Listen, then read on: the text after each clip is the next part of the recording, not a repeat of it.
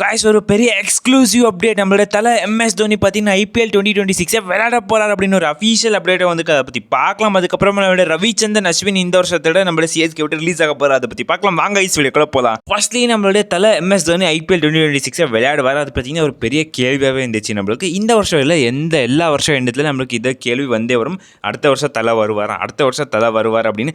இந்த வருஷம் நம்மளுக்கு ஒரு சீக்கிரமாக ஆன்சர் கிடைச்சிருக்கு. இது பார்த்தீங்கன்னா ஒரு அஃபீஷியல் வெப்சைட்லாம் கிடைச்சிருக்கு.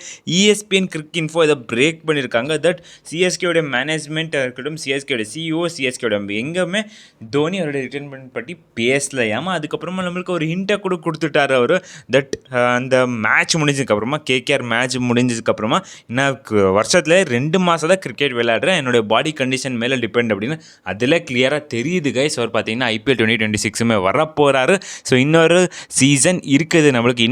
எனக்கு தெரிஞ்சு இன்னும் 2 சீசன் தலை விளையாட போகிறாரு. அடுத்த மெகா ஆப்ஷனுக்கு இருக்குமே. ஸோ பார்க்கலாம் கைஸ் என்ன நடக்க போகுது. ஒரு எக்ஸைட்டிங் IPL 2026 CSK ஃபேன்ஸுக்காக காத்திருக்கு அப்படின்னு சொல்லலாம். நம்மளோட தலை பார்த்தீங்கன்னா இந்த நம்மளோட டீமோட நிலைமை பார்த்துட்டு அவர் கண்டிப்பாக இந்த டீமை விட்டு போக மாட்டார். பிகாஸ் நிறையவே கேப்ஸ் இருக்குது நம்ம டீமில், அது எல்லாத்தையுமே ஃபில் பண்ணும். அதுக்கப்புறமா கேப்டன்சி எரர் நிறையவே நடந்துக்குது, அதுவுமே கரெக்ட் பண்ணும். அதுக்கப்புறமா ஒரு நல்ல பிளேயர்ஸை உருவாக்கணும், நல்ல ஃபினிஷர்ஸ் வேணும், டாப் ஆர்டர் பேட்டர்ஸ் வேணும், சிஎஸ்கேக்கு ஒரு எக்ஸ்பீரியன்ஸான டீம் பில்ட் பண்ணி கொடுக்கணும். இதெல்லாம் இருக்கிறதுனால தலை இது சீக்கிரமாக ரிட்டையர்மெண்ட் எடுத்துக்கிறதுக்கான வாய்ப்பே கிடையாது.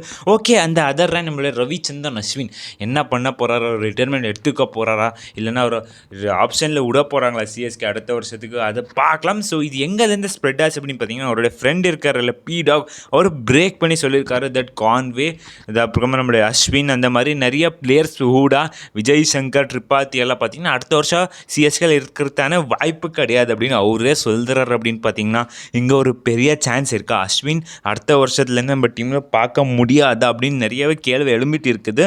இன்னி வரைக்கும் P-Dog சொன்னது ஒன்று கூட கரெக்ட் ஆகுதும் இல்லை.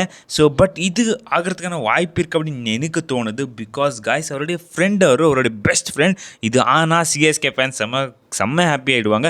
பிகாஸ் அவர் நல்லா விளையாடுறதுக்கு இல்லை, நல்லா ஃபீல்டிங் பண்ணுறதுக்கு இல்லை, நல்லா போலிங் போடுறது இல்லை, அந்த மாதிரி பேட்டிங் போடுறது இல்லை. அந்த காரணத்துக்காக சிஎஸ்கே ஃபேன்ஸ் அவர் ஹேட் பண்ணவே இல்லை.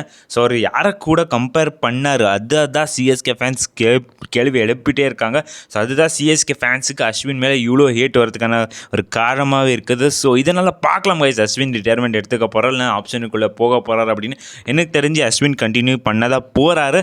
ஸோ ஓகே கைஸ், உங்களுடைய கருத்து என்ன இருக்குது அதை பற்றி கமெண்ட்ஸ் எடுப்பாங்க. இவ்வளோ கைஸ் இந்த வீடியோ அடுத்த வீடியோ செஞ்சுக்கலாம். Bye guys.